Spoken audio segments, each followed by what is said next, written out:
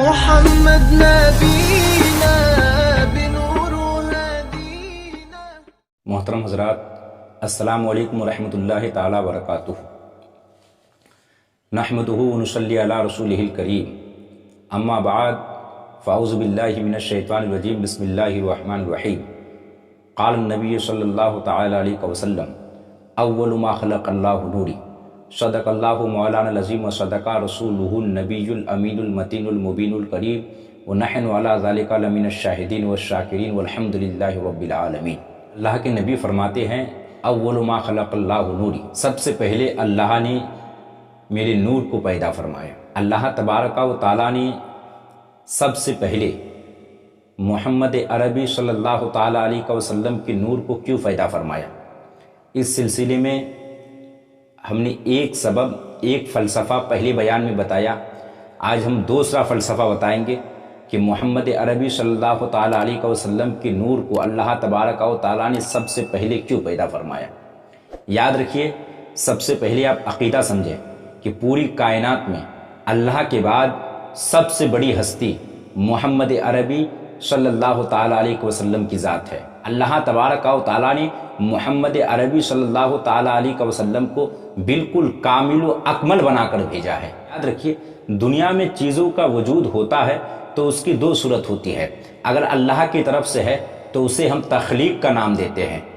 جس کا معنی ہے پیدائش، تخلیق، اسے تخلیق کا نام دیتے ہیں۔ اگر چند چیزوں کو جوڑ گھاٹ کر انسان بنائے تو اسے ہم کاریگری اور صنعت کہتے ہیں، اسے ہم تخلیق نہیں کہتے ہیں۔ بندہ کسی چیز کو بنائے تو ظاہر ہے کہ بندے نے جس چیز کو لے کر چند چیزوں کو جوڑ گھاٹ کے، ایک موبائل ہے اس کو اگر بنایا تو اس میں جتنے پرزے ہیں، جو بھی چیزیں ہیں، ان تمام چیزوں کی اصلیت مٹی کی طرف بڑھے گی یا پانی کی طرف یا آگ یا ہوا کی طرف، اور آگ، ہوا، پانی، مٹی، ان تمام چیزوں کو اللہ تبارک و تعالیٰ نے ہی پیدا کیا ہے۔ بندہ اگر کسی چیز کو بنائے تو اسے ہم صنعت کہتے ہیں، اور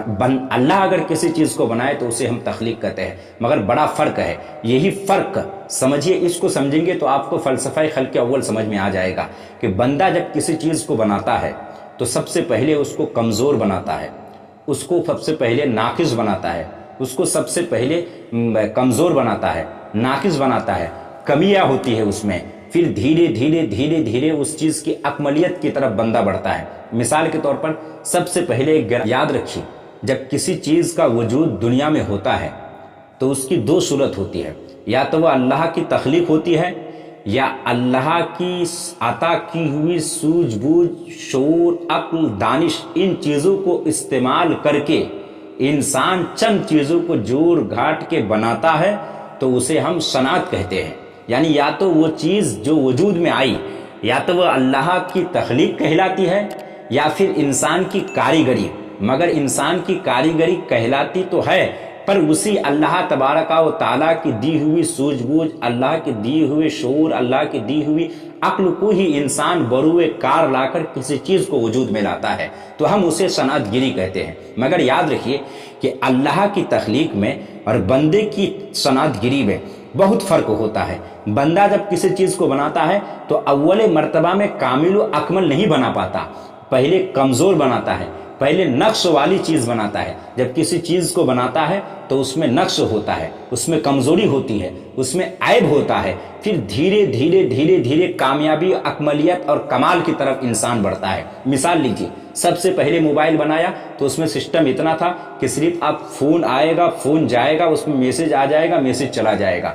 اور کوئی سسٹم نہیں تھا۔ پھر زمانہ نے ترقی کیا، لوگوں نے کوشش کی، جد و جہد میں لگے رہے، اب لوگوں نے کوشش کی تو اب اس میں یہ ہوا کہ آڈیو، اب اس میں آواز آنے لگی۔ اب پھر لوگوں کو سمجھ میں آیا کہ یہ کون سی ترقی ہے کہ آواز تو سننے میں آئے مگر جو بول رہا ہے اس کی تصویر نہ آئے، اس کا چہرہ نہ دکھے، اور کوشش کرنی چاہیے۔ زمانے نے اور محنت کی، لوگوں نے اور محنت کی، سائنسدانوں نے اور محنت کی، خوب زور لگایا اپنے دماغ، اپنے عقل کو، اللہ کی دی ہوئی عقل، اللہ کے دیے ہوئے شعور، اللہ کی دی ہوئی سوجھ بوجھ اور فکر اور فہم و فراست کو ان لوگوں نے اور زیادہ استعمال میں لانے کی کوشش کی، اور استعمال کر کے پھر کیا ہوا کہ ان لوگوں نے ایک موبائل ایسا بنایا کہ جس میں آڈیو صرف سنا نہیں جائے گا بلکہ اب سنانے والے یعنی بولنے والے کی تصویر بھی دیکھی جائے گی، یعنی اب موبائل میں ویڈیو سسٹم بھی آ گیا۔ سمجھ میں آیا کہ جو ہم بات کرتے ہیں، بات کرنے والا بھی دکھنا چاہیے، کہ بات کرنے والے کی صرف آواز آتی ہے، اس کی تصویر کہاں ہے۔ لہذا انسان مزید اللہ کی دی ہوئی عقل کو بروئے کار لانے کی کوشش کرتا ہے، شب و روز رات دن محنت میں لگا رہتا ہے، اور پھر ایک وقت آتا ہے کہ اس میں سسٹم یہ ہو جاتا ہے کہ اب موبائل میں یہ نہیں، اب اس میں ویڈیو کالنگ کا بھی سسٹم ہے۔ یاد رکھیے، سب سے پہلے جب انسان نے موبائل کو بنایا تو اس میں یہ تمام خوبیاں نہیں تھی۔ آج بھی موبائل کا وجود مکمل نہیں ہو گیا ہے، آج بھی اس میں بہت ساری کمیاں ہیں، اور یہ بتاتا ہے کہ ہر مہینہ ہر سال کچھ نہ کچھ نیا موبائل کی شکل میں آتا ہے۔ مطلب یہ ہے کہ انسان جب کسی چیز کو بناتا ہے تو پہلی مرتبہ ہی میں اس کو کامل و مکمل نہیں بنا پاتا، اسے اکمل و کامل نہیں بنا پاتا۔ پہلی مرتبہ جب بناتا ہے تو اس میں کچھ نہ کچھ کمی ہوتی ہے، کچھ نہ کچھ اس میں عیب ہوتا ہے، کچھ نہ کچھ اس میں نقص ہوتا ہے، کچھ نہ کچھ اس میں رہ جاتا ہے۔ پھر جب دوسری مرتبہ بناتا ہے تو پھر اس سے وہ عمدہ بنتا ہے، پھر جب تیسری مرتبہ بناتا ہے تو ان دونوں سے عمدہ بنتا ہے۔ انسان جب کسی چیز کو بناتا ہے تو پہلی مرتبہ کمزور، نقص والی اور عیب والی چیز بناتا ہے، دھیرے دھیرے اس چیز کی کمال کی طرف انسان بڑھتا ہے۔ مگر یاد رکھو، انسان کی صنعت گری اور مولا کی تخلیق میں بہت بڑا فرق ہے۔ خدا نے جب سب سے پہلے کسی کو بنایا، محمد عربی کے نور کو بنایا، وہ محمد عربی جو ہر اعتبار سے کامل و اکمل ہے، جو ہر اعتبار سے افضل و مکمل ہے، جو اللہ تبارک و تعالیٰ نے سب سے پہلے محمد عربی کے نور کو پیدا فرمایا، اور یہ واضح لکیر کھینچ دی بندے کی کاریگری اور اپنی تخلیق میں۔ اپنی تخلیق کے درمیان اللہ نے ایک واضح لکیر کھینچ دی کہ کوئی بندہ یہ نہ کہنے پائے۔ اگر اللہ تبارک و تعالیٰ سب سے پہلے دونوں آنکھ سے اندھے کو پیدا کرتا، پھر اس کے بعد ایک آنکھ سے کانا آدمی کو پیدا کرتا، پھر اس کے بعد دو آنکھوں والے اکھیارے کو پیدا کرتا، اگر پہلے لنگڑے کو پیدا کرتا، پھر اللہ تبارک و تعالیٰ صحیح سالم آدمی کو پیدا کرتا، اگر پہلے مجنون اور پاگل کو پیدا کرتا، پھر عقل و شعور والے کو پیدا کرتا،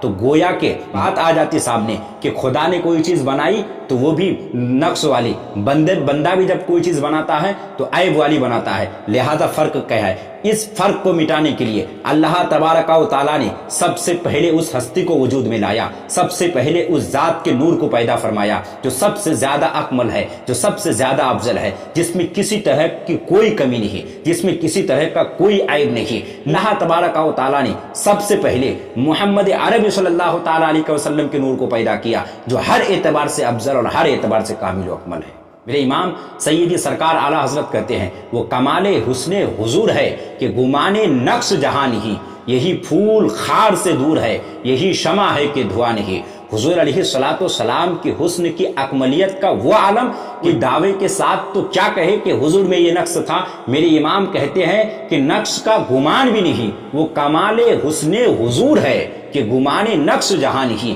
حضور علیہ الصلوۃ والسلام کے حسن کے اکملیت کا کیا کہنا کہ کوئی دعوے کے ساتھ تو کیا کہے کہ حضور میں یہ نقص تھا، وہاں گمان ہی نہیں کوئی نقص کا۔ حضور علیہ الصلوۃ والسلام کی ذات میں نقص کا گمان ہی نہیں ہے، اور دنیا میں کوئی ایسا گلاب کا درخت نہیں ملے گا جس میں کانٹے نہ ہوتے ہوں، مگر محمد عربی صلی اللہ تعالیٰ علیہ وسلم باغیچہ نبوت کے وہ پھول ہے کہ جس میں کوئی کانٹا نہیں، مطلب جس میں کوئی عیب نہیں، کوئی نقص نہیں، کوئی کمی نہیں۔ اور دنیا میں آپ ایسا چراغ نہ ملے گا کہ جو مٹی کے تیل سے جلتا ہو اور اس میں دھواں نہ ہوتا ہو، مگر محمد عربی صلی اللہ تعالی علیہ وسلم آسمان رسالت کے وہ ماہ منیر ہے، وہ بدر کامل ہے محمد عربی صلی اللہ تعالی علیہ وسلم، وہ چاند ہے، وہ شمع ہے کہ جس میں کسی طرح کا کوئی دھواں نہیں، جس میں کسی طرح کا کوئی عیب نہیں، جس میں کوئی کمی کوئی نقص نہیں۔ وہ کمال حسن حضور ہے کہ گمان نقص جہاں نہیں، یہی پھول خار سے دور ہے، یہی شمع ہے کہ دھواں نہیں۔